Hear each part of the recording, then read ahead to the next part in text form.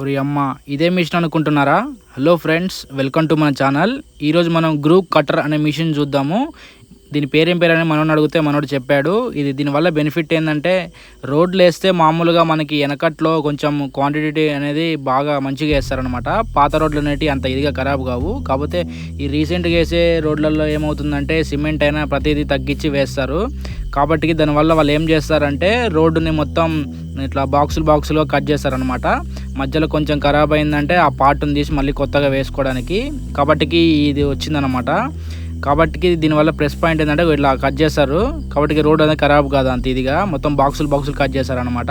అక్కడెక్కడైనా కొంచెం క్రాక్ వచ్చిందంటే ఫ్యూచర్లో దాన్ని పగిలిపోతే అక్కడ వరకు కట్ చేసి మళ్ళీ కొత్తగా వేస్తారు రోడ్డు. ఇప్పట్లో నడిచే ప్రతి కాంక్రీట్ వర్క్ అంతా మామూలుగా చేస్తారు. ఎక్కువ ఇప్పుడు డస్ట్ బాగా వచ్చింది. డస్ట్ ఫ్లై యాష్ కలిపేసి రోడ్డు మొత్తం క్వాలిటీ తగ్గిస్తున్నారు అనమాట. ఎక్కడైనా కాంక్రీట్ వర్క్ చేస్తుంటే మనం దగ్గరుండి చేయించుకోవాలి. చూడండి, అంతా అరాచకమే. అంటే ఇక్కడ మాత్రం బాగానే వేస్తారు మా సైట్లో. కాకపోతే నేను బయట చెప్తున్నా, బయట విషయము. ఓకే ఫ్రెండ్స్, సబ్స్క్రైబ్ చేసుకుని మన ఛానల్ని. మళ్ళీ కలుద్దాం తర్వాత వీడియోతో.